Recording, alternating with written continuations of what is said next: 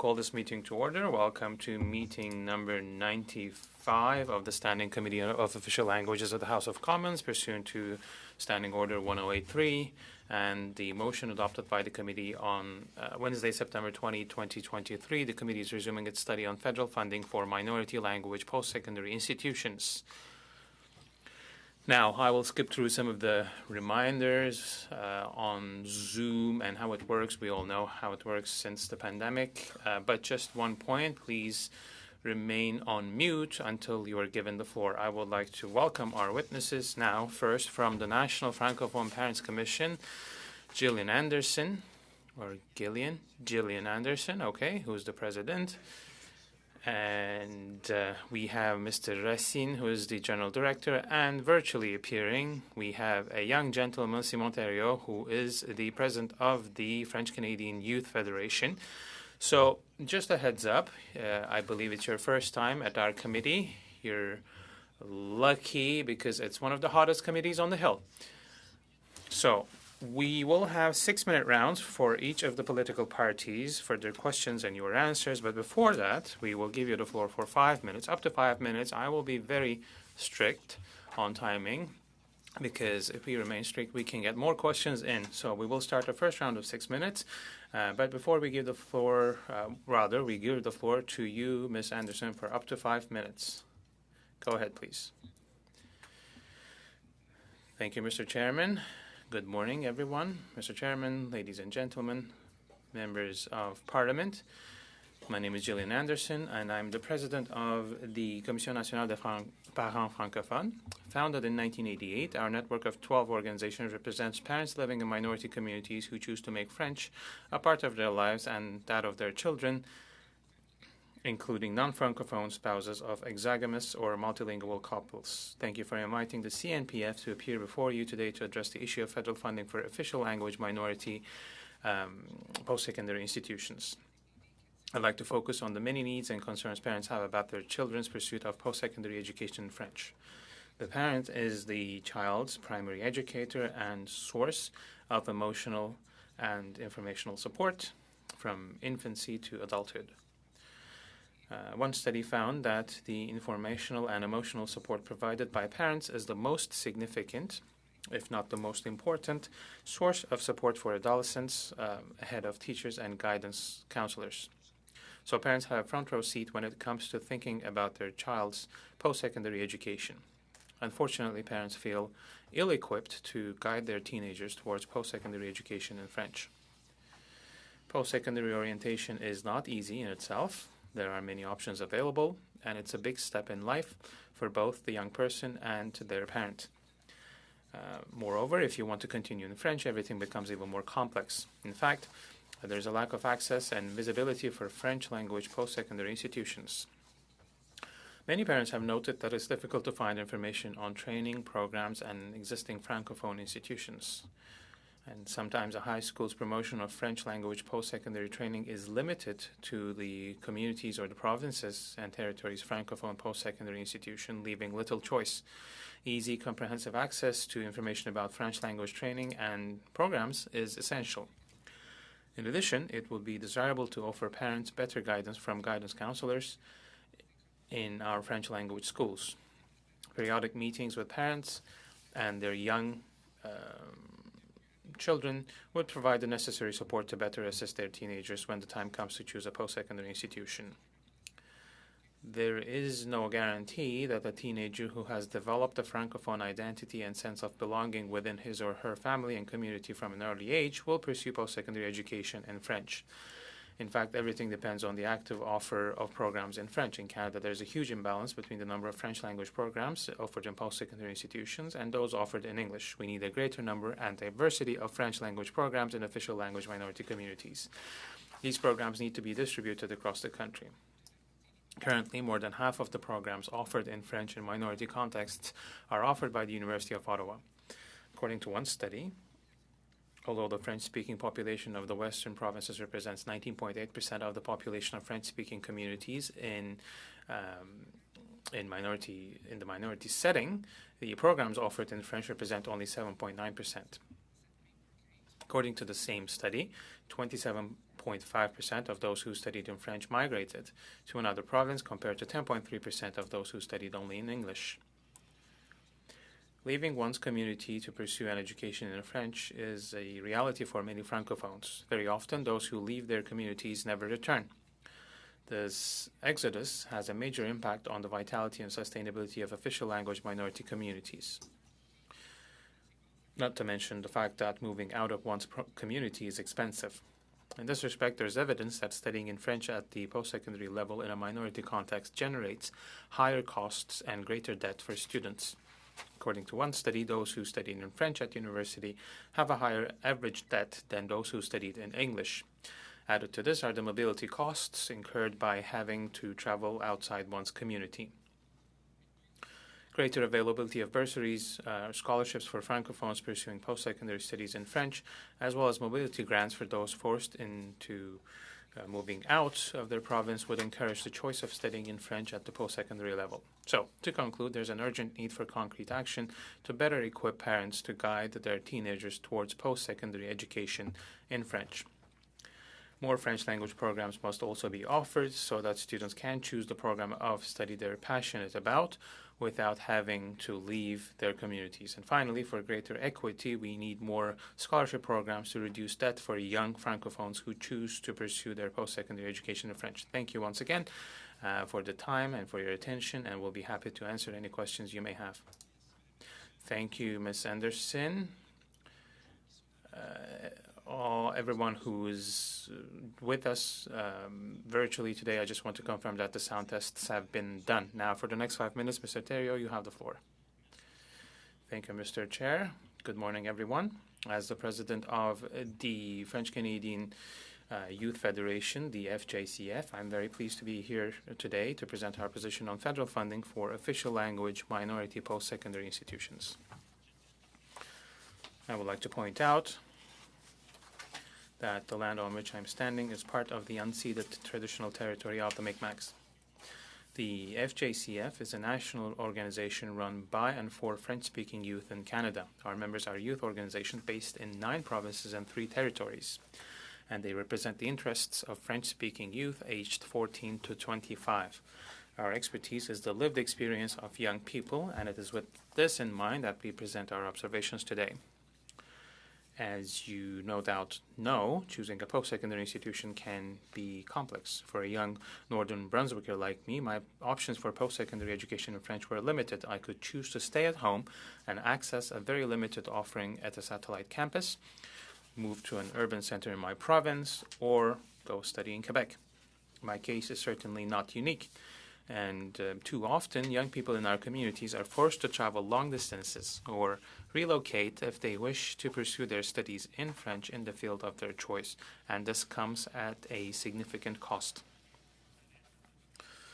Even so, I'm speaking to you from a position of privilege, and I recognize that. In fact, I'm lucky. I have friends who have had to move from province to province in order to pursue their post-secondary education in French. For some, because the costs associated with moving away from home are far too high, they're stuck with a virtual program or nothing at all. Let's be honest. Post-secondary education behind a screen isn't easy, and many end up giving up. For others, language insecurity, limited program offerings, or simply a lack of knowledge about French language institutions means they will simply choose an English language institution. In addition to program choices, young people are also concerned about the services they can access on their campus.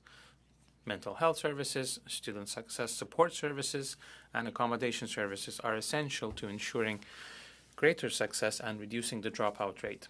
Unfortunately, these services are sometimes too little available or unknown in our institutions. Recognizing the access challenges for young people wishing to pursue their post-secondary education in French, the Government of Canada created a scholarship program for young people with French as a second language in 2018. It's a proven program. However, I can assure you that the challenges faced by young people with French as a second language when it comes to post-secondary studies in French apply equally to young people with French as their first language. It therefore makes no sense that this program is not available to the thousands of young people who are proud students in one of the 760 French language schools outside Quebec. The need for Francophone community spaces on campuses could also help this transition and build bridges between the community, institutions, and students. These spaces would help foster a sense of belonging among French-speaking youth and forge important links between young people. Student life is a major factor when it comes to choosing a post-secondary institution, and the network of friends we create there contributes to the success of our studies and the retention of young people in our institutions and communities. Mobility among young people is, for many, a need and even a necessity for the success of their studies, while at the same time allowing them to enjoy a variety of educational experiences, enabling them to learn about all our French-speaking communities from one end of the country to the other. What if our institutions had the resources to work together to ensure student mobility? Knowledge development, identity building, and commitment are essential to the development and, above all, the sustainability of our Francophone minority communities. There is no doubt that post-secondary institutions in our communities play an essential role in community development. Whether it's a question of infrastructure, improving the offer of modern and coveted programs, working together, offering specialized services to students, or developing student life on campus, these institutions require strong and sustained support. Building the capacity of our French language post-secondary institutions is a strategic investment by the federal government in our communities. Thank you for listening, and I will be happy to answer your questions. Ontario, nos deux témoins sont dans le temps. Eux sont disciplinés. J'espère que nos membres en seront autant. So, we'll get started with the first round of questions. We'll start with the Conservative Party, the first Vice Chair of the Standing Committee on Official Languages. Mr. Godin, you have the floor for 6 minutes. Thank you, Mr. Chair. And we'll try to lead by example and be disciplined. Well, thank you, Ms. Anderson, Mr. Racine, and Mr. Thériault for being with us this morning, and allow me to comment on how energetic and enthusiastic Mr. Thériault is, and it's very good to see a young person that is really engaged to this level in the issue that's before us. Ms. Anderson, you referred in your opening remarks to an urgent need to help parents, accompany parents. What would be the first concrete action that we as lawmakers can take so that we do this efficiently? Well, I have young children, 19, 17, and 15-year-olds. In our schools, there aren't enough services for them. So it's always up to me to do the research, all of the work, even though we are well connected in a Francophone community. So I really want to be able to help them out the best I can. But you have English schools on the other side of the same street where they are a lot better prepared. They have already made their picks, etc. So that becomes an issue for us. Do they go to the same school? They go to these are different schools. French school on one side, English school on the other side of the same street, and their approach is completely different. What province is this? This is in Alberta.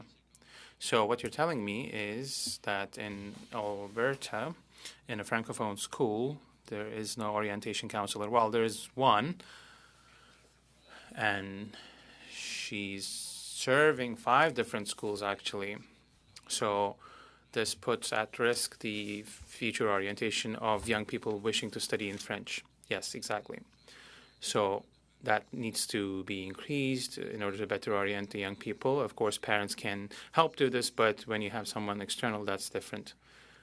Well, planifying one's post-secondary studies, what courses, etc., because if this prep work isn't done, sometimes they're not accepted into post-secondary institutions. Now, is this my responsibility? Is this the school's responsibility? And there is really not enough communication.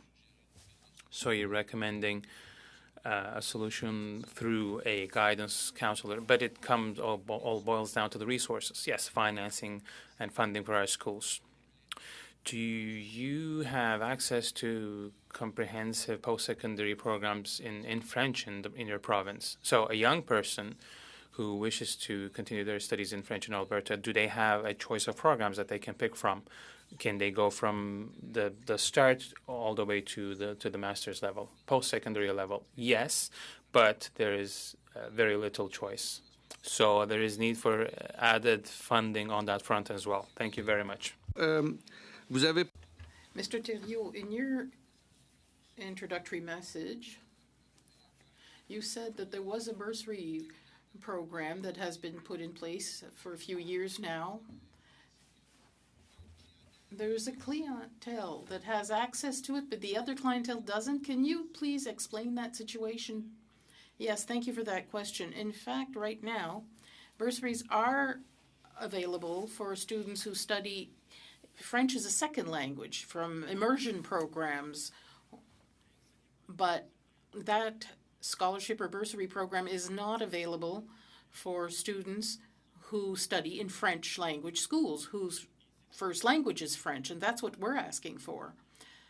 A scholarship program that would allow young francophones studying in French to have access to scholarships so that they continue their studies at the post-secondary level in a French language post-secondary institution.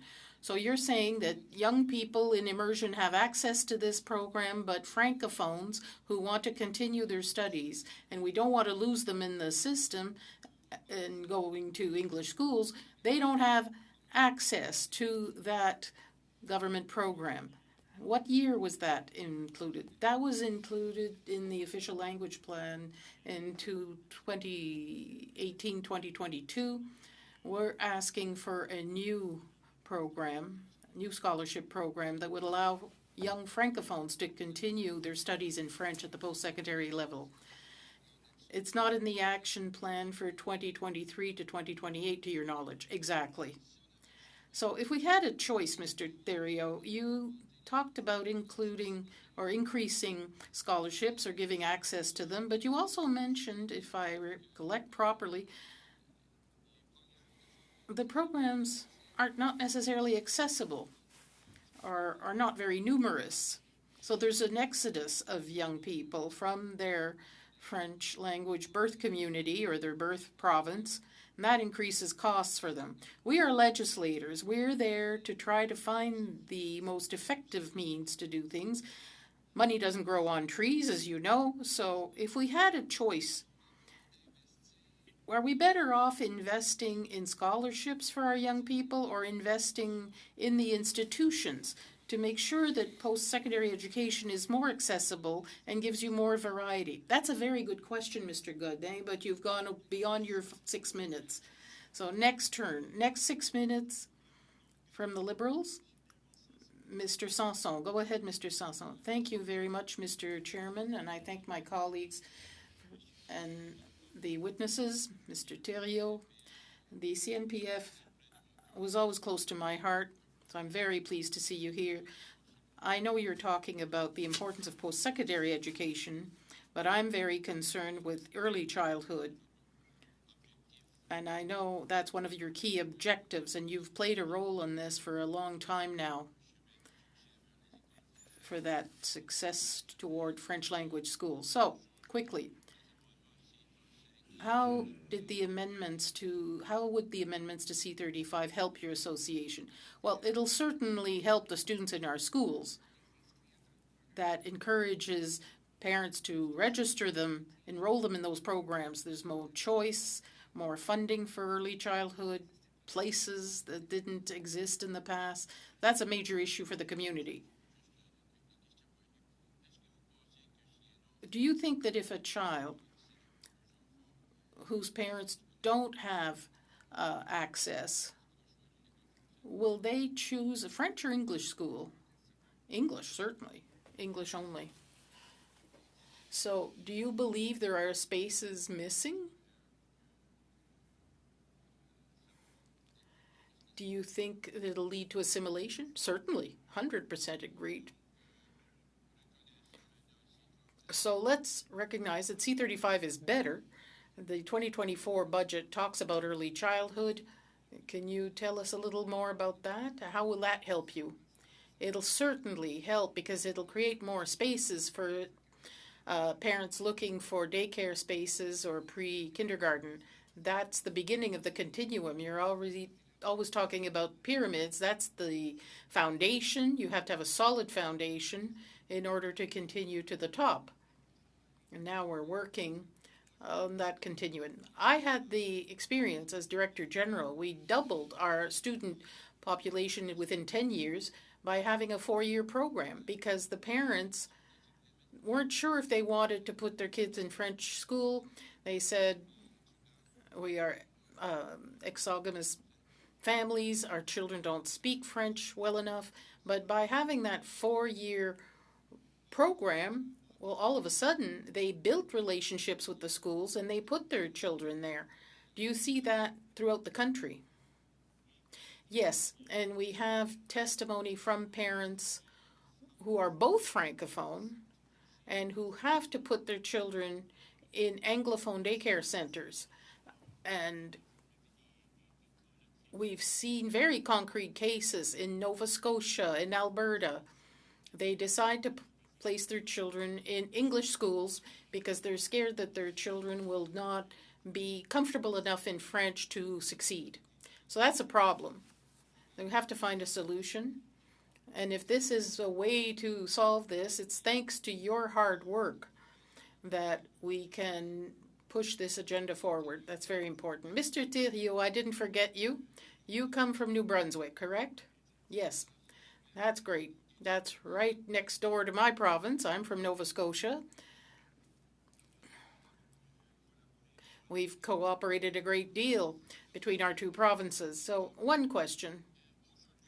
Today, in my opinion, you mentioned there are 750 French schools across Canada. That's good. You're up to date in your information. That's quite impressive. But when I went to school, there were no French schools. Today, children have access to French schools across Canada. There's many more students in French schools. Why don't we see an increase in post-secondary education in French? Well, that's a very good question. That's the problem. You're asking questions about early childhood. Well, it's important to get children as early in the early years. If they go to a French school, they'll continue in French. It's important to keep them in those institutions to make sure they do their post-secondary education in French. Because if we lose them somewhere in the formal education continuum, that's a lost opportunity. And many young people decide to go in English because they're linguistically insecure. That's a very important phenomenon among young people. The programs just aren't available in French often. The post-secondary education opportunities may be further away. There are many reasons why young people decide to choose an Anglophone institution rather than a Francophone one. But, Mr. Thériault, we could write a whole book on this, and I've experienced this, and your experience too. So I'd like to pick up on the suggestion you made to my colleague earlier, that is scholarships to encourage students to go to French language institutions, because it's true. In Nova Scotia, those who want to study in French, who are from Cape Breton or Belle Madame, they have to drive 7 hours to go to a French university, but they have a big choice of Anglophone ones, so it's discouraging. I had to go study in New Brunswick. I had to drive 7 hours or 4 hours to New Brunswick. So talk to me about that. Have young people talked about that with ministers? Have you had discussions? Is this a topic that we have to push further? Well, give him a second to answer at least. No, I'm sorry. I'm fair with everybody. We'll have an opportunity. Mr. Sanson has said something right. Witnesses should have an opportunity to answer quickly. We have 2 rounds of questions. Mr. Vice Chairman,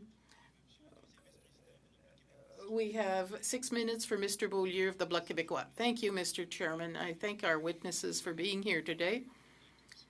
The national Association of Francophone Parents had conducted a study a long time ago asking where did the billions go, that determined at some crucial point that in all provinces the teaching of French was prohibited for many generations. The bulk of this funding went to Anglophones in Quebec, 47% of it. Do you think that there's been a big change? What were the consequences of that? Because assimilation was in full swing at the time. So what were the consequences of that? And is this continuing? Has there been a major sea change? Well, whether there's been a change, I couldn't say really, because essentially it's very difficult to determine how provinces are spending education funds. So tracing that funding is very difficult. At some point, a few years ago, we signed an agreement with Canadian Heritage. It was called Strategic Funds, to have some transparency within the departments, ministries of education within each province to determine how the money was spent. To date, it remains very difficult to find out. But I think there are various studies before the committee here have demonstrated that there was some diversion of funds, shall we say, but I dare hope that by pointing out those situations, they will not happen as much anymore. But the National Association of School Boards could give you more information about that, but a great deal of work remains to be done. Okay. That's a question for both of you. I saw a study that showed that the funding of university education in French outside Quebec was lower than the proportion of Francophones outside Quebec. Do you think it should be increased? Should the funding of university education outside Quebec, does it have a major importance? Yes, absolutely. There are not enough institutions, there are not enough programs within the existing ones. So any money that could be spent on these institutions to have more of them and more spaces, more programs, would be a good thing. Same answer, really. We see the problems that are incredibly acute in our minority communities. There are fewer programs available than in Anglophone institutions. There's a very little choice. We have to go further, travel further. That incurs additional costs, less attractive student life as in Anglophone institutions. So these institutions have to be adequately funded in order to address these terrible problems. When we look at the current state of the situation, which seems to be quite critical, we're talking about chronic underfunding of Francophone universities. Shouldn't there be a better balance struck? Because a good part of the funding was given to Anglophone institutions in Quebec. The situation is more or less still the same because the funding of Anglophone institutions by the Quebec government is twice as high as the demographic weight of Anglophones. Their Canadian research funds, 30 to 40% goes to Anglophone institutions in Quebec, whereas when it comes to Francophone institutions outside Quebec, there's really chronic underfunding. Shouldn't this be balanced better? Definitely. I think there has to be a better balance struck. And one important piece of information, about 63% of our young people come from mixed marriages. I talked to a father who said, with my wife, it goes very well, but when time came to talk about the children's education, it was a major fight in our family. It's always a dilemma. The Anglophone parent says, well, we should go to Anglophone universities, it'll cost us less, it's closer to home. And the Francophone parent has to say, well, no, it's important to continue education in French. So it tears up these families. Why? Because there's not enough choice of programs for young people. And another comment, many young people told me if they went to French language post-secondary education, it's not because of the Francophone parent, it's because of the Anglophone parent. So the more the Anglophone parent is open to French language education, the more that student is encouraged to go to French university. I was absolutely stunned by that. Many young people told me that. Inaudible. 20 seconds, Mario. Those who say that it's not a zero-sum game, that money that goes to French language universities or English ones does not harm the people who will go to the French or English side. What do you think? 5 seconds. There's a crying need. Yes. Thank you. Dear colleagues, you all have an iPhone with a clock. So we're going to maximize the rounds, so please respect the limits. Mr. Beaulieu, I'm not pointing at you particularly. Sanson. Mais là, on se dirige. Now, we're going towards Alberta, not quite, but we're going to Manitoba with Ms. Ashton for the next 6 minutes from the NDP. Thank you. You cut the trip shorter. You stop in the middle. I'd like to welcome our witnesses today. Thank you for your testimony today. I'm going to ask my questions to Ms. Anderson. You shared experiences that are very similar to the experiences of families here in Manitoba.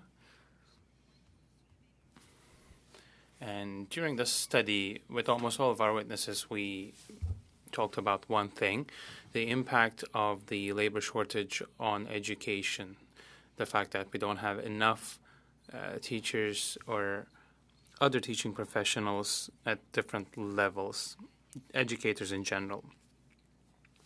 Could you talk to us a little bit about the situation in Alberta? What's the situation when it comes to this labor shortage in your province, and what's the impact on French language education? Well, in our region, regardless of the language, English or French, we have a shortage of teachers. We are here to talk about French in the minority setting. That is clear. But we need a strategy to encourage young people to pursue a career in education. Nothing is encouraging them as we speak because it's not recognized as a key area. And I have 3 children. One of them only is looking to take up teaching as a profession, but they're not really encouraged in general. So we need to find a new approach to deal with the situation. Some parents are engaged in this. That's great, but there's a challenge. And for parents like myself, maybe more is needed. Would you say that this labor shortage has an impact on how stable the education is? To avoid burnout for teachers, but also to create a more stable environment and a feeling of being a team. Maybe does it help create that? And do you think those might be some potential areas through which we can address the issue of labor shortage, and can it be done by the federal government? Well, definitely. Any incentive to keep teaching professionals in the profession will contribute a great deal because there are teachers who are leaving, and there's a lot of that's because sometimes there's a lot of competition between school boards. English schools are competing with French schools, and it's almost always the case to go to an English school and having more choices and more options and climbing up the ladder, professionally speaking, compared to staying in French schools. If you have the community, then that's great. If language has a special place in your heart, that's great. But given the financial situation of our country, money has a lot of importance. and a lot of the time teaching professionals leave for English schools. Okay, last question on this. We heard from many post-secondary institutions during the study. They've all told us that they need stable, sufficient funding and that it's essential to the work they're doing. As a parent and as someone who plays a role in your organization, what's your take on this, on the funding for Francophone institutions, and would it help also deal with the labor shortage issue? The more money we have in our French language institutions, the better it will be for the youth.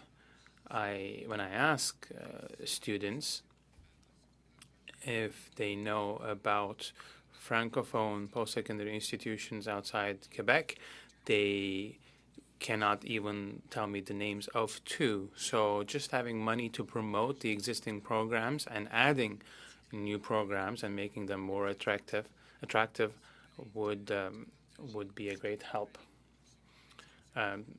They will have better chances of continuing their education in French, and it is really, really sad when this is not possible. And I have one of my children who wants to continue in French, but there are no options for him. Thank you for sharing this with us, and I think it affects all of us. Thank you very much, Ms. Anderson. Mr. Thériault, thank you for your testimony. I know that your organization does essential work to face the challenges before young Francophones. You offered many programs in the past, very important programs, and there is a Francophone government internship program you had in the past, and I was very concerned when I heard that this program no longer exists. So how can we encourage young people to live and work in French, and the lack of Francophone government internships, how does it impact their professional integration and the vitality of Francophone communities in the country? Excellent question, Ms. Ashton. All of our members are unfortunately not showing the necessary level of discipline today. We're at 6 minutes and 5 seconds, but Mr. Thériault, you will have later on the chance to answer the question. But we're now starting a second round. Please, let's really stick to the time this time around. So next round, 5 minutes, Mr. Dalton. Mr. Thériault, Ms. Anderson, thank you very much for your contributions. It's important for us to hear your voices, because if we don't, and if we don't learn about your challenges, then we cannot find solutions. Ms. Anderson, can you talk to us a little bit about your organization, the National Francophone Parents Commission, and the work you're doing in Alberta? I'm from British Columbia, but can you talk to us a bit more about your organization? Well, our organization exists in all of the territories and provinces in Canada. We have representatives everywhere, and these representatives represent parents in these regions.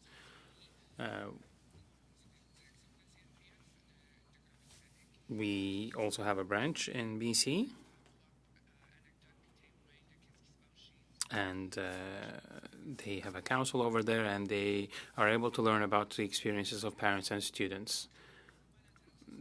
The only province from which we don't have a representative at the table would be Quebec, because we're more focused on French minority settings. I've been online, and I was able to find out that there are 4 Francophone school boards in Alberta. So how is your relationship with them? How does it work, rather, with them when it comes to their funding? Are they being subsidized by the province? How does it function? For the specifics, well, I don't really know about the exact breakdown of federal and provincial funding, but in general, it functions in a similar way to the English school boards. While I'm not a teaching professional myself, but I find this discouraging and surprising.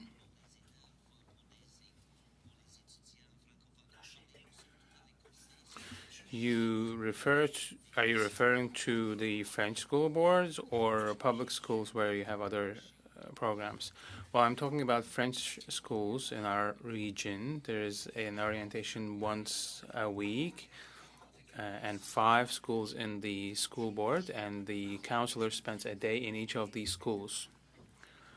This is provincially financed, and it's the school boards who are responsible to identify the needs, and they come up with the funds. But this is a bit of a challenge. We are faced with many challenges in Alberta. In BC, again, in the minority setting, there is not enough funding to cover all the needs. Well, in British Columbia, there are special subsidies based on the number of students with specific needs.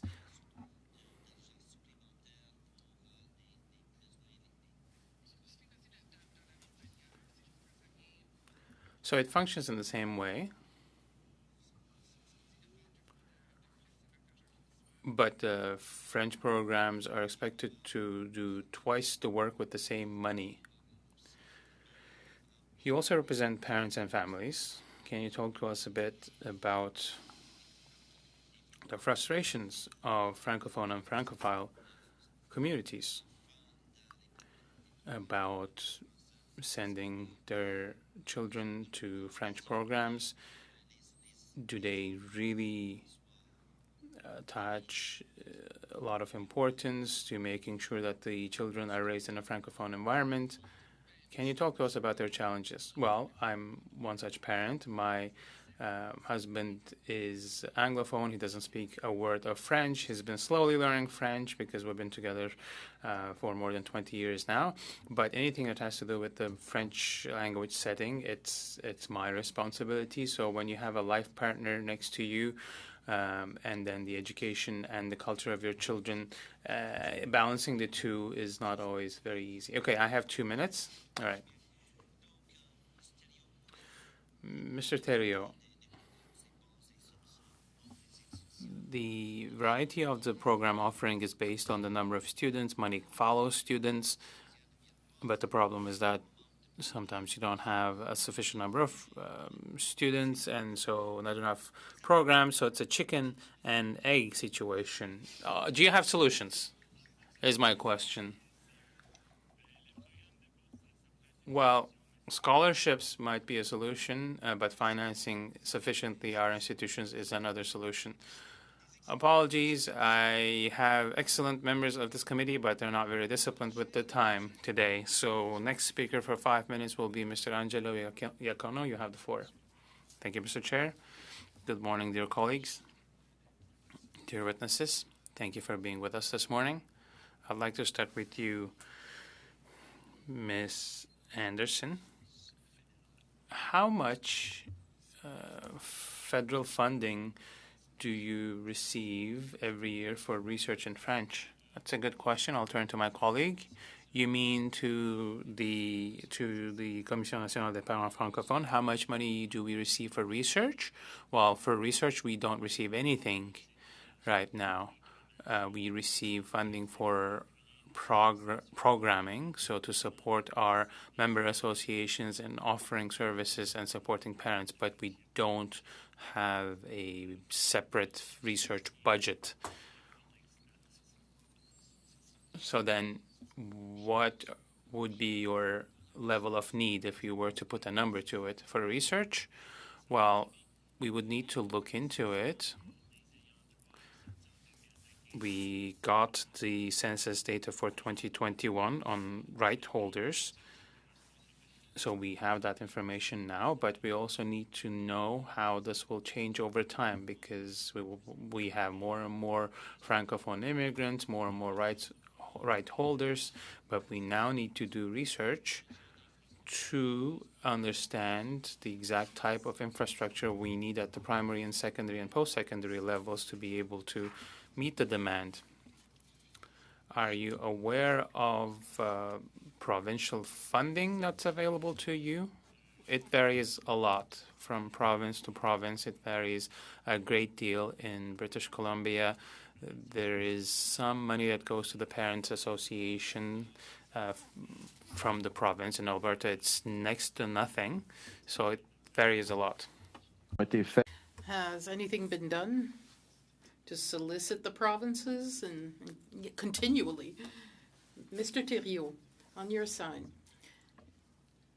do you know how much federal funding is for research in French? For our organization, we don't get any funding to conduct research specifically. We're a community organization, but for institutions, I wouldn't know. I'm sorry. Okay? Can you tell us what's the profile of students who go to your institutions? Are they from the region itself? Do you attract francophones from across the country? What's the demographics? Well, our organization is based in 9 provinces and 3 territories, so we have people from all over, from francophone schools, from immersion schools. So we do have immigrants as well. So we have quite a varied pool of young people taking part in our activities and who are members. So we do have the pulse of a broad demographic group. Ms. Anderson, earlier you said the demographic profile of students. I'd like to ask the same question. Yes, but parents need a wide variety come up from various countries, backgrounds, various occupation groups. It's very diverse in our case. Earlier, Ms. Anderson, you said that you had come up with a list of your needs, and you said there's not enough money. What amount of money would be sufficient so that you could get going? We don't have a figure, so it's a bit difficult to figure out your needs and put a dollar amount to that. How could we look at this? Well, that's a question for post-secondary institutions. How much do they need to really improve programs, offer more of them, have rewards for those who continue their studies in French? I'd like to see more investment. I'm not on school boards. I don't know what it costs to come up with a guidance counselor full-time in each school, or even part-time. That would be ideal. That would be a major change compared to what we have now. But I am not a school board administrator. So what are some of the other needs you have? Because indeed, if we want to see progress, we have to better understand the needs. How much would that need cost? Those are 2 aspects that are very important when you solicit all levels of government. You have to know what it is and how much it costs. Could you give us some orientation on this committee? Give us some guidance? Could we get more guidance about the figure, the amount that you need? Excellent question, Mr. Iacono. We'll come back to that. For now, we're going to come to another question from Mr. Beaulieu, 2.5 minutes. It's my last question. I didn't have time to get your answer. Those who say that if we finance the Francophone university system or less, it doesn't really have an impact on the survival of French because it's not a zero-sum game. What do you think? More you finance these programs, the more that young people will be attracted to them. I'd say there's not enough choice to encourage them to continue in French. If you want to become a teacher, a nurse, or go out east to become an engineer, a lawyer, there's no choice in Western Canada if you want to study in French. They have to study in English. I'd add that We have many parents who decide to put their children in English high school in preparation for the post-secondary level, which they think will happen in English. So we lose a lot of young people at the high school level because of the lack of supply at the post-secondary level. That's another important issue. Mr. Thériault? Well, that's a reality that we're facing. There are students who leave high school in a French school or even an immersion school who don't have access to a French language program at the post-secondary level. They end up losing their French. We see that. That's a reality we see often in New Brunswick. There's people who come out of an immersion school, who go to university in English, and end up losing their use of French.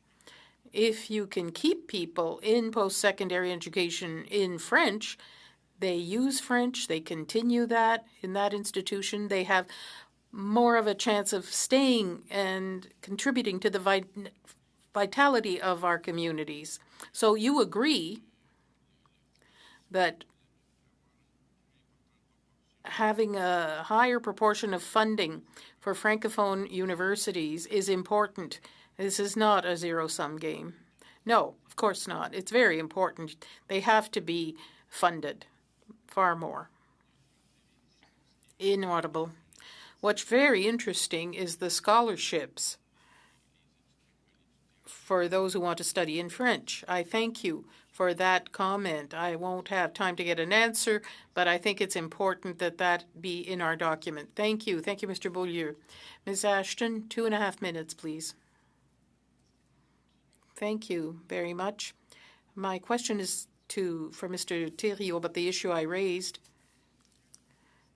the program about government internships. What does that mean? Those opportunities no longer exist. Should we reinvest in that kind of federal program? Well, of course. Employability is a very important issue. It has a great impact. Given the cost of living that keeps going up, it's very important for young people to have access to jobs in French in our communities. We see that there are many jobs that are available, but they're not known often. They're not put forward. So a internship program or creating new jobs for young people to help with the cost of education that keeps climbing, that has a great impact. Some students drop out because it's unsustainable for them to continue their studies.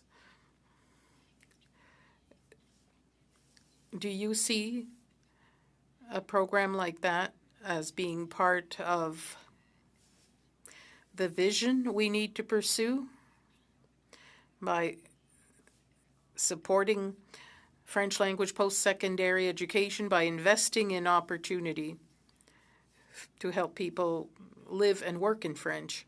Yes, these are programs that are very important, and that's part of the post-secondary environment. There are students who can't afford to just study. They have to have jobs. There have to be jobs available in French. We're thinking of new arrivals who come to our education, international students. They can't work in English. They don't speak English very well. It's very difficult for them to work in an Anglophone majority community. So there has to be French-oriented jobs to allow those students to have opportunities to work in French. And quite quickly, 5 seconds, Ms. Ashton. Okay, very quickly. The question of stable funding, predictable funding for post-secondary education. Yes, we support the recommendation for $80 million a year for post-secondary education. Thank you. Thank you, Ms. Ashton. Before we go to the next witnesses, Ms. Anderson, in your introduction, you said that half the curriculum, I'm not sure I understood, half of it came from the University of Ottawa? Yes. In Alberta? overall, half the programs available in French come from the University of Ottawa, according to the studies. For all Francophone and colleges outside Quebec? Yes, okay. Mr. Thériault, where do you come in northern New Brunswick? Grand Sault. That's not far from my home. Well, look, I had this unfortunate task to discipline everyone. People who are passionate about language, they want their time. I had to cut short some questions and answers, so this is fascinating. Please write to us. Anything you didn't have time to communicate to us, any additional information. Don't have a doctoral thesis on what Daryl Sanson asked you, but Daryl's comment was true. You can't dissociate post-secondary education from early childhood. Why is it that after so many years, where we had more and more French schools outside Quebec, post-secondary education is still difficult? They have trouble filling their seats in those universities. Francophones aren't applying. So I'm not asking you to do a thesis here. You can't answer that in 5 minutes, of course, but thank you very much for your participation. Please send any information to the clerk. If you'd like to share it with us, she will share it with all members of the committee. That will be part of our analysis to come up with our report. Thank you once again. We'll suspend temporarily to welcome our next witnesses.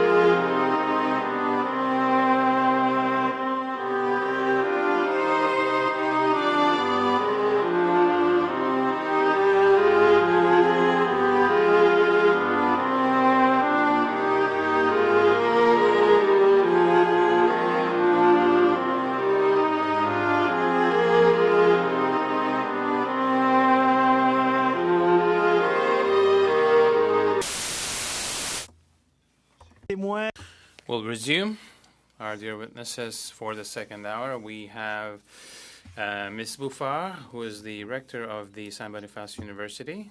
I think it's your first time appearing before the Official Languages Committee. Second time? Okay, it's your second time. And Acronym is QUESCREN, right? QUESCREN. First time, I think, and we're glad to have you here at the at this committee. First time, we're glad to have you here. So how it works? Okay, the first round of question will be interactive. Question and answers, 6 minutes for each political parties. Okay. J'essaye de parler anglais. Mais, I'm just trying to speak English. Okay, that's how it's going to work. But before that, we are allowing our witnesses to do their opening remarks in 5 minutes maximum, and I'll be very strict because this way we will be able to get 2 rounds of questions in. Madame Bouffard, on va commencer avec vous. La parole est à vous pour 5 minutes. Merci. Merci de m'accueillir. Thank you. Thank you for welcoming me and for conducting this important study for the future of our communities. My name is Sophie Bouffard, and I have the privilege of serving as rector of Saint Boniface University. Our university is the only French language university in Western Canada and the only French language post-secondary institution in Manitoba. It's also the smallest and least expensive of Manitoba's institutions. It's a hybrid institution. It has a dual mandate of college and university training. And the university is the last rung on the continuum of French first language and French second language education in Manitoba, which is the backbone of Manitoba's francophonie and bilingualism. In addition, the university works in synergy with the Francophone community through its network of community organizations. We offer nearly 30 programs and welcome close to 1,450 students. 79% are Canadians or permanent residents, 21% are international students. We also have a continuing education division that offers non-credit courses for over 4,500 learners. In Manitoba, our university is the supplier of bilingual professionals needed in key areas such as education, health, the public service, French-speaking community organizations, and the private sector. It also contributes to its community through research, and it's part of the larger Francophone immigration project.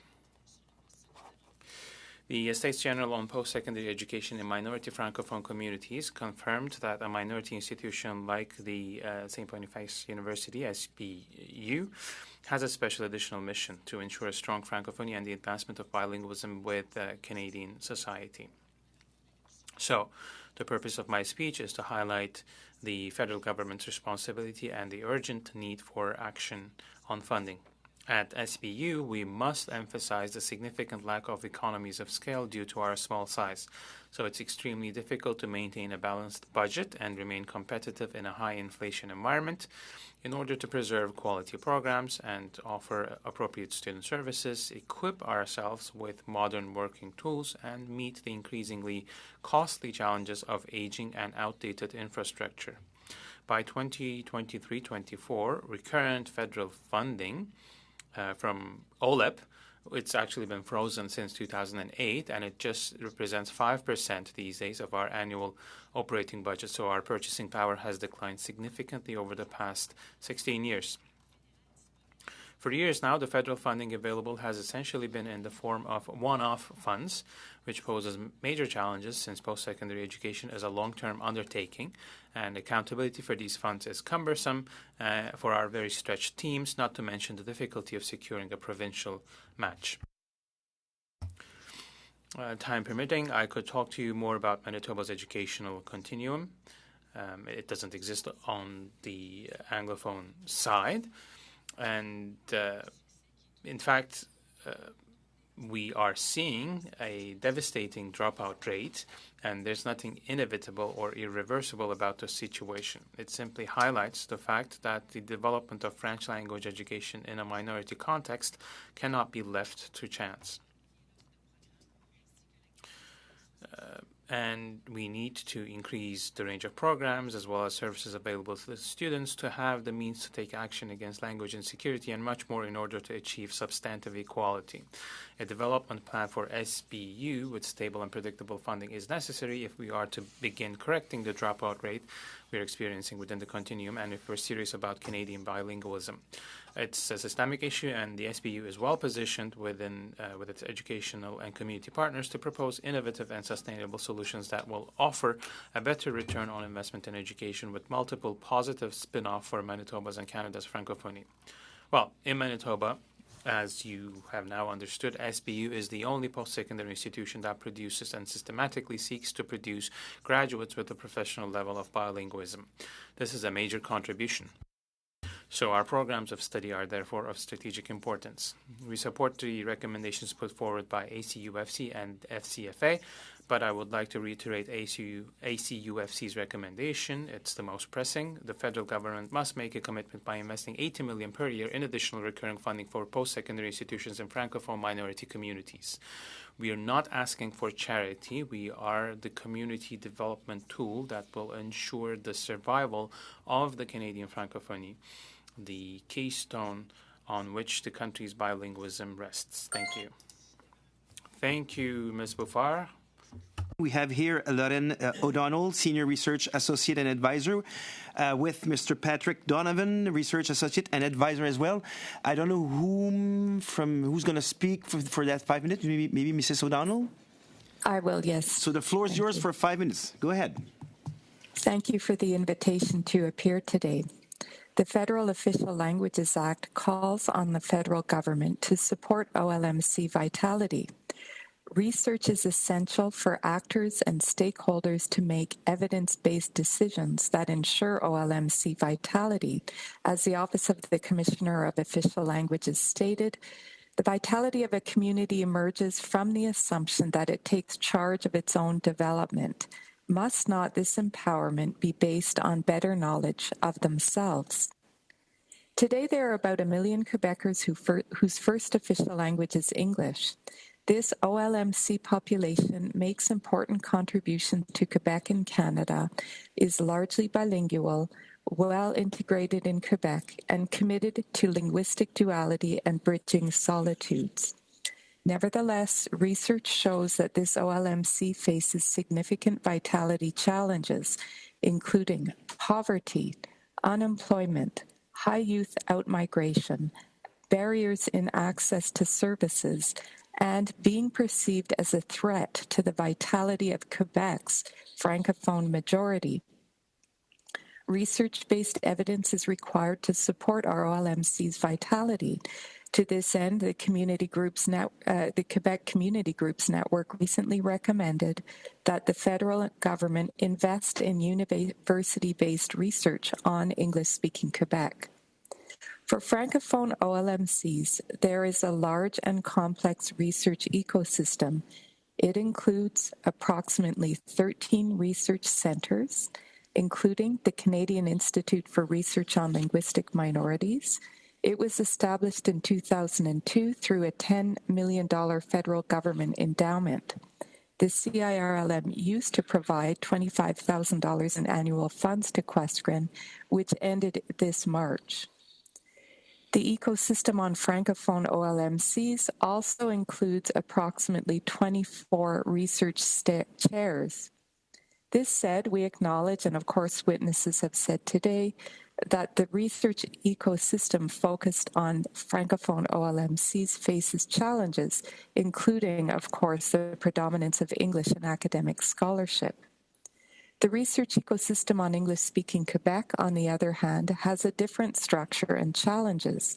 For one thing, as a recent study by my colleagues Patrick Donovan here today and Shannon Bell indicates, the whole Quebec university sector is underfunded.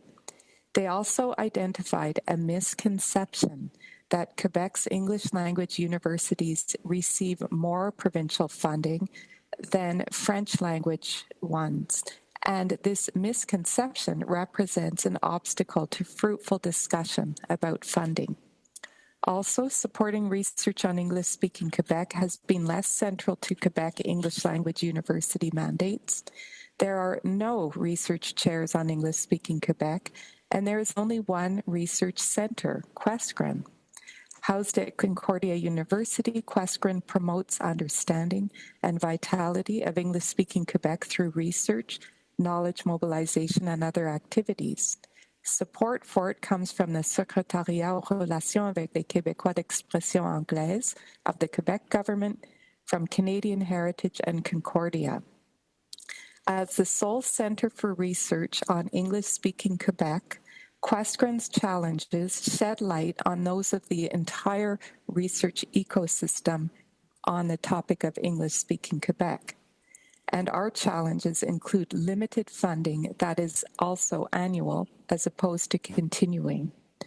Questgren calls on the federal government to provide increased and sustained funding for both university-based research and the university research ecosystem, I should say post-secondary research ecosystem, that is focused on our OLMC.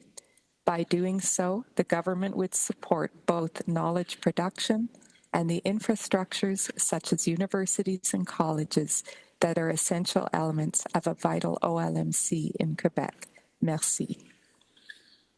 Merci beaucoup, Madame O'Donnell. Thank you very much, Ms. O'Donnell. The first round of questions will go to each political party. This will be an interactive question and answer period, 6 minutes for each political party. I'll be very strict with the timing. So with 30 seconds remaining on your time, I will let you know. So we'll start with the first Vice Chair of the Standing Committee on Official Languages, Mr. Godin. For the Conservatives, you have the floor, Mr. Godin. Thank you, Mr. Chair. I'd like to thank our witnesses for being here. It's really appreciated. My first questions will be for the Questgren representatives. Now, I'll have very rapid-fire questions. Ms. O'Donnell, do you recognize that French is declining everywhere in Canada? Oui. Yes. Do you recognize that French is declining even in Quebec? That's a very complex question.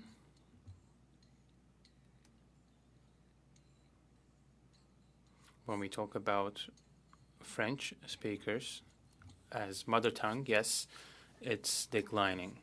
But when we talk about the use of French in Quebec, according to a recent study by OQLF, the use of French remains stable. So it's a very complex discussion, and I'm not an expert on that point. Thank you, Ms. O'Donnell. But we can confirm that French is not progressing in Quebec.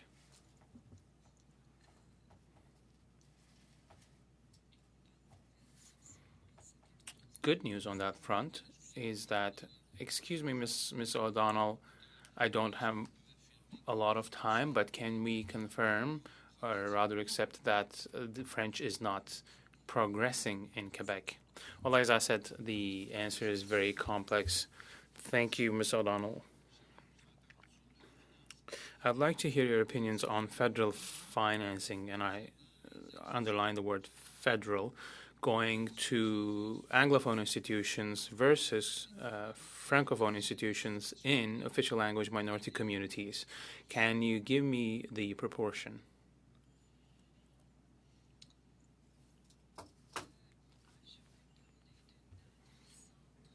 I can talk about our center.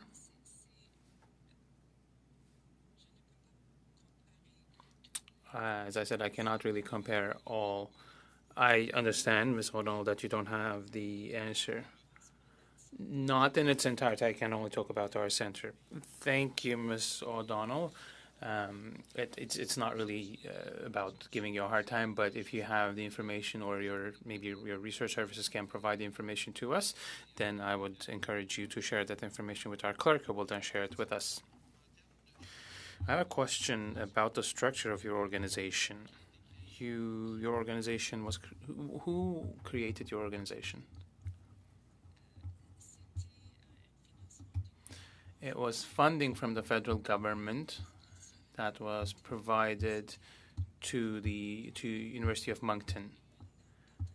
So we had a partnership between Concordia and ICRML to get things started. Vous êtes une organisation. You're an organization that is located. I'd like to see the link you have with Concordia. I think your offices physically are at Concordia? Yes. My colleague Patrick could answer that. Well, I got my answer. That's okay.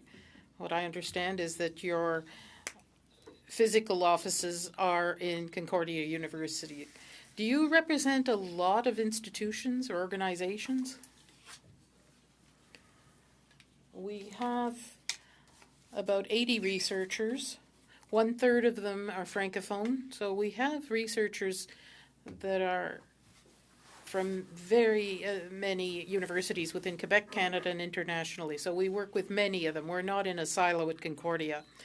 So you're not an organization that is representing or pleading for Concordia. No. Okay, in terms of funding, you'll probably answer the same thing as others. You lack funding. But if we look at the proportion of federal funding in Quebec alone, Francophone or institutions versus Anglophone ones by the federal government, can you give me an overall portrait of that? I don't have figures about the federal funding, but provincial, the funding per student is the same regardless of language institution. But we're at the federal level. I would have liked an answer. If you can provide it to us, if ever you find it, we'd greatly appreciate it. Thank you very much for being available. Now, I'd like to put a question to Ms. Bouffard. Ms. Bouffard, you said that you're the smallest Francophone institution and the least expensive. How can you state that? We're the smallest and least expensive in Manitoba. We're the only one in Manitoba. But out of all post-secondary education institutions in Manitoba, we're the one who costs the least. Is it the least costly because it's underfunded? Yes. It's less funded. It's funded from an urban context, whereas our reality is very different. I'm sorry, yes, very quickly. The impact of Francophone immigration when it comes to international students, what's the impact? 21% of the students are international, so it's a significant proportion. No, let me stop you there. How do you see the future? Thank you, Mr. Godin. Ms. Bouffard, you can get back to that. Second question, 6 minutes from the Liberals. Ms. Koutrakis, you have the floor. Thank you very much, Mr. Chairman, and I thank all the witnesses for being with us here today. I'll begin with Ms. O'Donnell. Here. Section 23 of the Canadian Charter of Rights and Freedoms does not guarantee the right to post-secondary education in the minority language. To your knowledge, are there any guarantees in provincial and territorial legislation for post-secondary education in the minority language?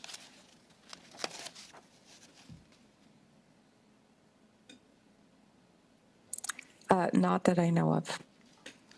Thank you for that. The new Official Languages Act includes provisions to enhance accountability for transfer payments from the Government of Canada to the provinces and territories. Have those provisions improved practices at both levels of government, to your knowledge?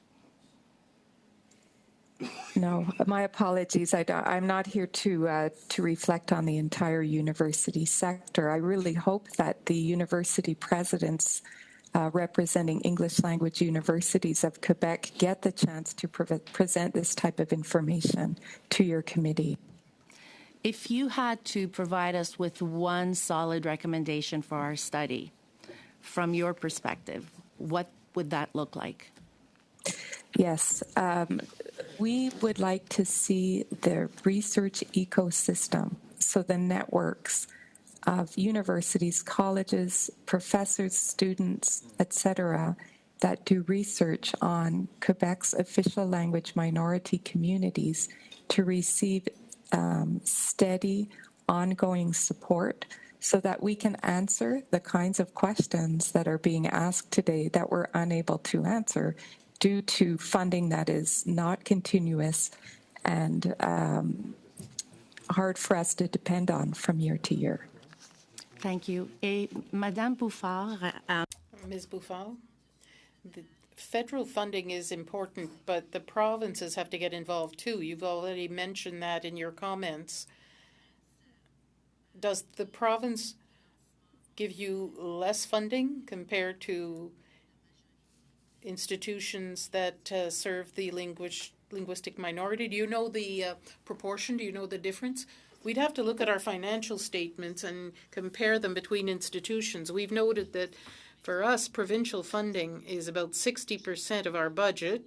For urban universities, it's about 50%. When we look at rural ones, such as Brandon, it's higher. So it remains to be seen. What's important is that there's a minimum viable level of services. There's a basic cost and other things get added on there. It's difficult to compare apples and oranges because we have additional challenges and services we have to provide. Thank you. And I'll put the same question to you that I put to Ms. O'Donnell. If there was one recommendation that would be the most important for our study, what would it be? What would it look like? Well, I talked about recurring funding, core funding. We need something stable to continue to build this system and these post-secondary education institutions. I know that you're looking at accountability. That's important too. There are many layers of discussion that have to take place between institutions, the provinces, the federal government. There's a whole dynamic that comes into play there. I could give you more information if you wish. I know that, like everyone around this table, everything starts with funding. But there are many other issues, too, which, in my opinion, present challenges. I'm sorry for the Anglicism, but what are the other issues that the federal government could alleviate? Well, it's a matter of funding. Again, you saw a recommendation about scholarships for our students who come from French schools. For us in Manitoba, there's certainly that issue. We have to be in a position to add programs. We're losing young people who go to other institutions and choose to study in English. So we're losing them in engineering, medicine, law. There are many disciplines where we can't afford to offer programs. So I think there are ways to work in networks. There are many success stories. There's one for healthcare. There are different ways of doing things, and we're prepared to look for those solutions and opportunities. Ms. O'Donnell or Mr. Donovan, could you add to that? Do you have any comments in these regards? To address a general perception, one of the issues that Patrick and I face as historians working on the topic of English-speaking Quebec, unfortunately, there's a prevalent and much outdated perspective that English-speaking Quebec is a privileged group that doesn't need support. In fact, although we don't worry about the vitality of our language itself, we have grave concerns about the vitality of our communities. As I mentioned, poverty, unemployment, outmigration, which affects our continuum of English language education, are grave concerns. And so when we ask for support for research on our OLMC, it's a very grounded request based in the realities that come to our attention every day at our job. Thank you. Thanks, Mrs. O'Donnell. Les prochaines questions nous viendront du deuxième. Next questions are from the second vice chair of the committee, Mr. Beaulieu, for the Bloc Québécois, 6 minutes. Thank you, Mr. Chairman. My question is for Ms. O'Donnell from Queenscreen. Do you agree that historically, up until the 60s, there was economic discrimination against Francophones? Oui, absolument. Yes, absolutely. And that Anglophone institutions were clearly overfunded.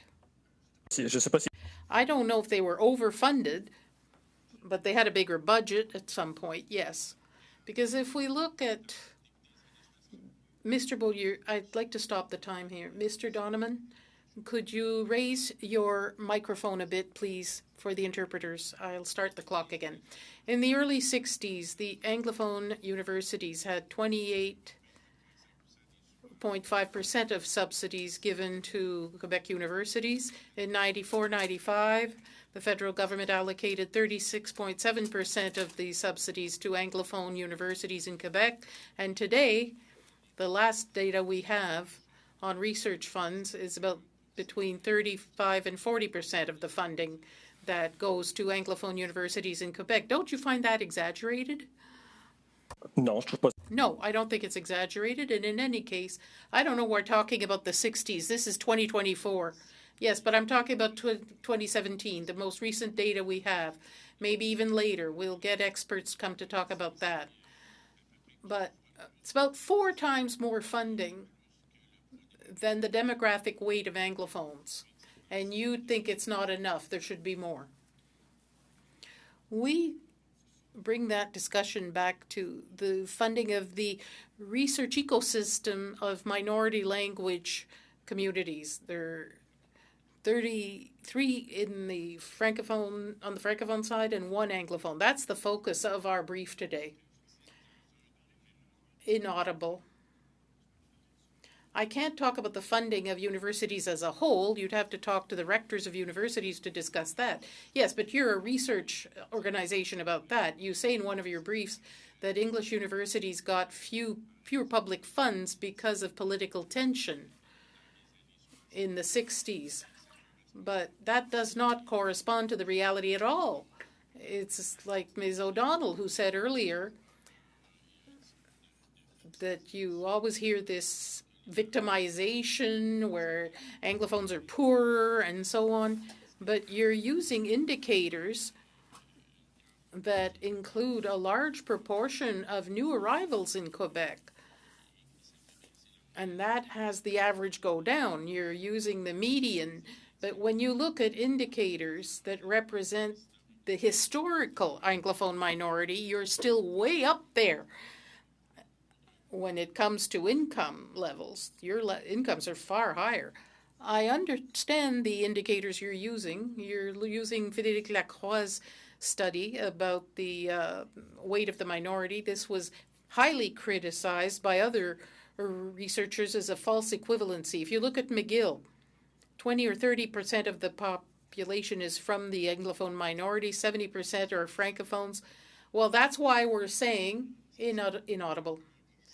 This has anglicized Francophones and new arrivals in Quebec. It's the same in CEGEP. There is no proof that it is anglicized. Yes, there are studies that show that if you studied in English in CEGEP in university, you're going to work in English far more. You're going to have more linguistic transfer to English. You're talking about weak vitality of Anglophones, 4 to 5 times more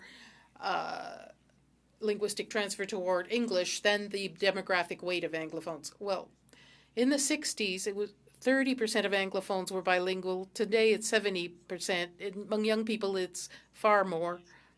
Well, in Montreal, young Francophones are more bilingual than young Anglophones, but you're getting other data. For instance, You often talk about your affiliation with QCGM, but QCGM makes a lot of statements that let it understand that defending French is a racist thing. Ms. Jennings had compared Bill 96 to Russian measures in Ukraine. Do you agree with those kinds of statements? Just a moment. Mr. Beaulieu, let's stick to the study. This is hearsay. Okay, in any event, point of order, Mr. Speaker. Yes, Mr. Godin. Well, Mr. Speaker, or Chairman, allow our colleagues to ask their questions. I think they can make a link with the study, because I've noticed this morning that in this committee, other colleagues touched on topics other than the study. So I'd like you to give the floor to my colleagues and let them be free to ask whatever question they want. I appreciate your comment, Mr. Godin. But I stopped the time. You were at 4:54. So, Mr. Beaulieu's question is addressed to our witnesses who are here to talk about funding for minority language, post-secondary language, post-secondary institutions funding, but you were asking them about someone else's remarks. I'm from New Brunswick, so it doesn't really affect me either way, but let's remain within the boundaries of our study. But I was just asking them if they agree with those statements. Then I misunderstood your question. Okay, 4:54, we can resume. Can I make a comment? We are very proud of the fact that we work with many community groups, including QCGM, to understand the priorities of our community. Other than that, we are independent. QCGM is a completely separate community group. Thank you. I think my time is up. You have 6 minutes, so still 40 seconds left. Okay, if we go back to talking about funding for universities, the fact that you have a lot more funding compared to the demographic weight of Anglophones, well, that leads to, especially in Montreal, where there are many Francophones who are attending these institutions. It's not a zero-sum game. The more funding there is and the more places there are in English universities compared to French universities, so people in some circumstances have no option but to go to English universities. Thank you, Mr. Beaulieu. Now, for the next 6 minutes, we are going to the NDP. Ms. Ashton, you have the floor for 6 minutes. Thank you very much. Thanks to our witnesses. I will be asking my questions to Ms. Bouffard from St. Boniface University, which is, of course, very well known and well respected here in Manitoba. Ms. Bouffard, the purpose of this study is to share clear recommendations with the federal government. We have heard about the need for stable funding, sufficient funding for institutions, and the reference level is $80 million that's requested from the federal government in 2021, but we are yet to see this level of investment by the federal government.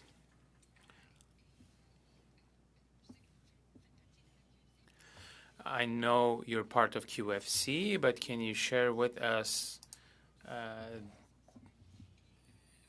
to what extent this $80 million amount is essential, and what kind of impact can you expect at your institution from stable core funding?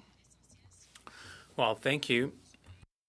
It's essential if we are to meet the needs and remain competitive for Franco-Manitobans and others who choose to study in French going through immersion. I can give you an idea as to the scale. In the last 6 years, we have had 1.4% increase going into the French stream in Manitoba, and on the immersion side, we had an increase of 9.8%.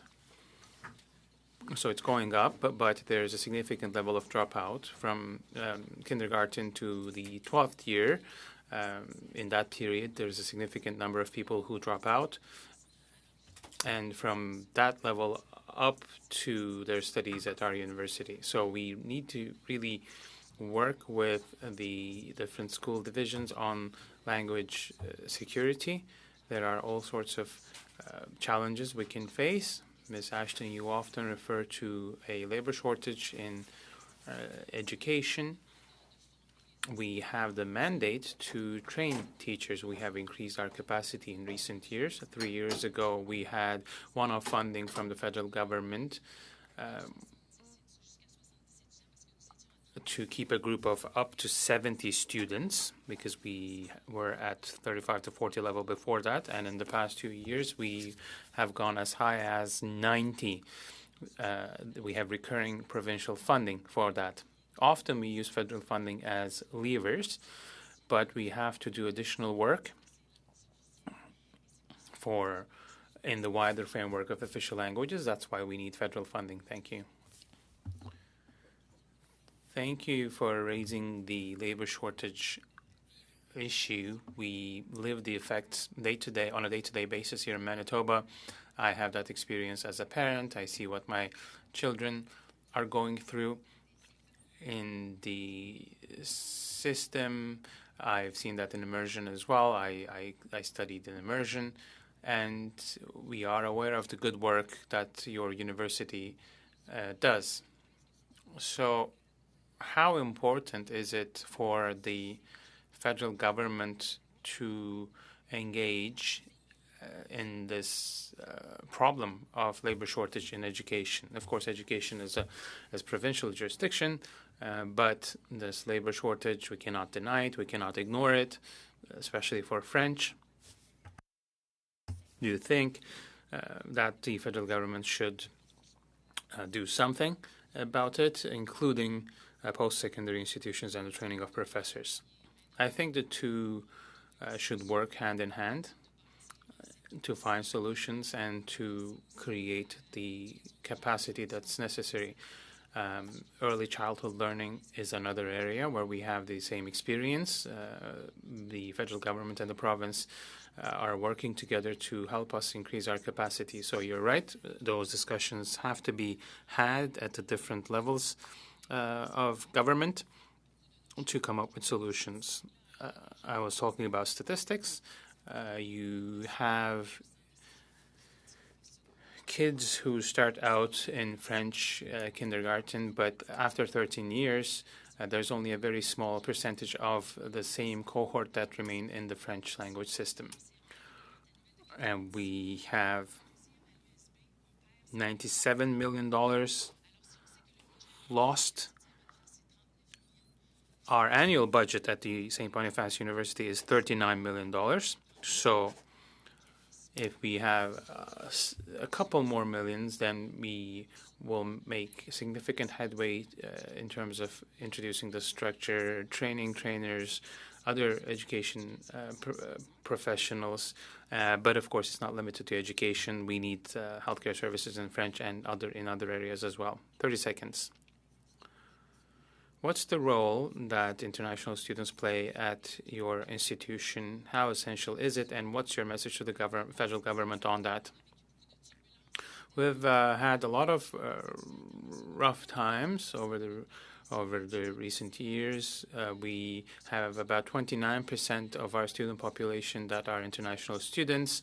They are important for different reasons, for diversity, for this international experience that we can offer to our students from Manitoba.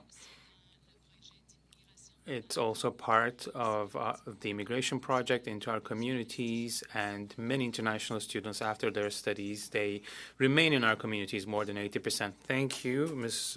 Bouffard, and we are now going to Ms. Kuzi for the second round of questions. You have the floor for 5 minutes.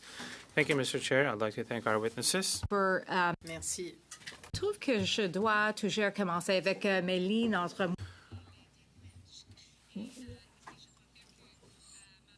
So my mother-in-law is from St. Boniface, They have parents from France, and Belgium. So I have family ties. It's always important for me to make this connection. I am from Alberta, but we have Francophone roots. I will ask my first question. Ms. Bafar, Francophone communities have their own distinct cultures, and 3.7% of the population of Manitoba speak French as their mother tongue. St. Boniface University creates links between these communities. And could you tell us a bit more about the relationship between your institution and the Francophone community? We have great synergy. St. Boniface University has social work program, for instance, that was requested by our community, and same for nursing sciences. That was requested by the community. We had a consultation roundtable. As far as I know, it's unique in our region. We have the university and the SFM and the immersion also represented, Parents Council and the Youth Board, and Manitoba Francophonie was also at the table. So we got together to have an understanding as to the vision of the continuum we would like to see in place. We'll work with the Parents Group, Parents Federation, and the Economic Development Board to find solutions to make sure that we have more kindergartens available and early childhood services available. So we're working all together. That's a great example. We've already talked about international students, but could you tell us a bit more on the origins of your students? So how many students do you have from the Franco-Manitoban Society? We have about 33% of our students, so 1/3 are from the SFM schools and another third from immersion. About 10% are in master's programs, 20 to 21% for international students. Thank you. How many Anglophones are at your institution to improve their French skills? Well, our youth coming from the immersion system, 1/3, but in the permanent education division, a great part of our trainers and staff, they're there for French language learning. We have more than 4,000 people attending those programs. What needs to be done? What more needs to be done to improve French skills and French capacity of people in Manitoba? Yes, that's one of our mandates. Which of the programs are you referencing? So St. Boniface University dates back to 1818, but we've had significant growth in our programs, and we've increased our capacity in education with many places, also in the 2 nursing programs. And we created a teaching assistant program, and we've also increased our capacity in early childhood learning. So we have other projects in the pipeline as well. We talked a lot about funding. What types of funding programs are necessary to expand your offering and to welcome more Francophone students? In 30 seconds, please. That's a big question. It depends on the programs. We still have work to do to cover all programs, and we're doing feasibility studies on that. But we need other services and infrastructure for student life on campus. We have great sports teams, but we need the infrastructure for that and for all kinds of other activities as well. Thank you, Ms. Bafar. Thank you, Mr. Chair. Thank you, Ms. Kuzi. Before going further, I just would like to let you know why I'm here. The chair went to the chamber yet again to present the report on Francophone immigration. That is why I have assumed the role of the chair as the first vice chair of the committee. Now, The floor goes to the Parliamentary Secretary for Official Languages and member of the committee, Mr. Marc Serret, for 5 minutes. Thank you, Mr. Chair. For today. La première question. My first question will be to Ms. Beaufort. We heard in the first panel from Mr. Racine that there isn't enough transparency at the provincial level. You know about the funding for your institution, of course, but do you know how many French programs are offered in the wider province of Manitoba? It's probably simpler in Manitoba because we're the only Francophone institution, but in terms of funding for French language education, we would need to dig into the reports of the French Education Bureau. You talked about some recommendations that came forth from the consultation roundtable, and we talk about scholarships, infrastructure, increasing the number of courses offered in French, and the $80 million permanent funding could also help if we receive that funding. But do you have specific recommendations about where the money needs to be spent other than the shortage of maybe teachers? Because, of course, we need all of these components, but do you have specific areas? It's really interrelated because if you're talking about more programs, we need adapted infrastructure for that and adapted infrastructure for a greater student population. So you have to strike a balance in all this. I think it's also a matter of having the capacity to offer services. We're thinking of language and security, but there are many other support services we offer. But the biggest part is the programs. Thank you. Donald, for your testimony today, and I wanted to. You mentioned you have 80. You represent 80 researchers, so you don't necessarily focus with like Concordia or universities. You focus on the 80 researchers. Are they all getting their funding from NSERC, from the tri-agency? Where is the money coming from for those agencies?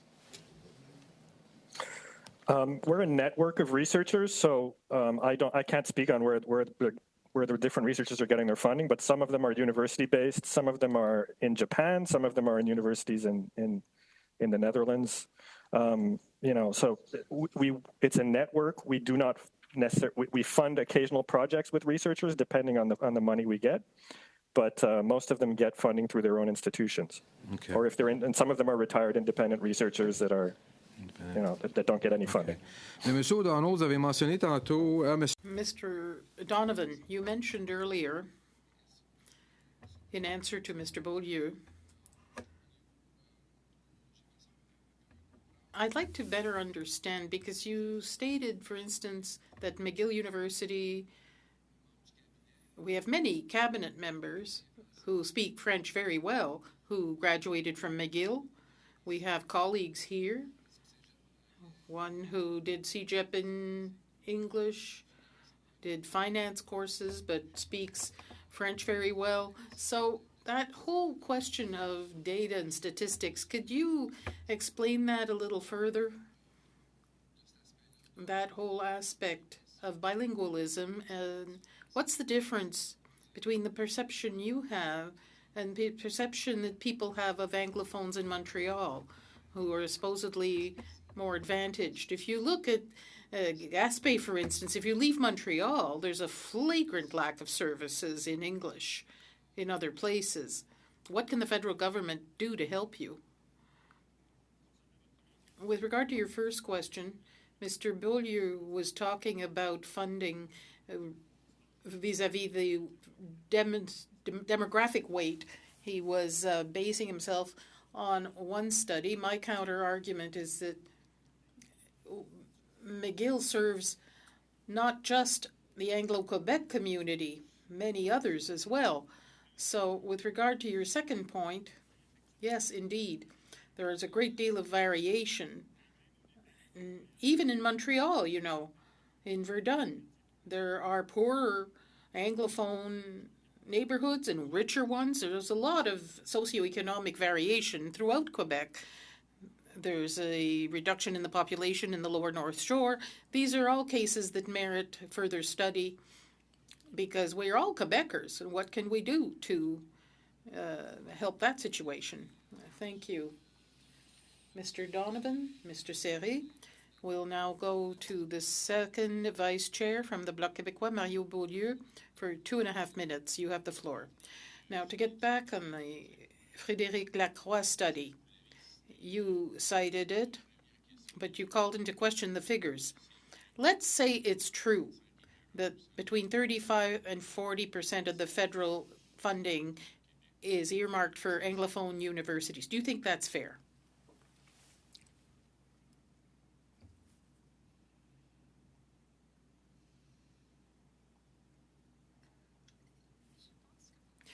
I think, if I understand you correctly, Mr. Beaulieu, I think you're talking about funding for research. Is that not for the infrastructure? For infrastructure, it's in the same order of magnitude, if not more, according to your own figures. But the funding of research by the federal government for universities, English universities, is between 35 and 40%, depending on the year. Do you think that's fair? I am a researcher. I'm not a politician. So having my say about the fairness, we're talking about individual researchers who apply for funding. Okay, I'll ask you another question that might be easier. The federal funding of official languages for Quebec goes to support English to the tune of 94%. Is that fair? The funding of official languages in Quebec, it's there to support English community, so it's quite normal that it supports English. But, okay, contrary to the francophone minorities outside Quebec, Anglophones are a minority in Quebec, but they're a part of the majority in Canada. 350 million Anglophones in the U.S. surround us. It doesn't make sense that English Canada is telling Quebec, well, we're a minority in Quebec, so we're going to support English. It's not a matter of language that is fragile for the Anglophones. It's the community vitality. So you have to support our communities because there are problems, as I mentioned. Well, the vitality of the community, we see that throughout Quebec.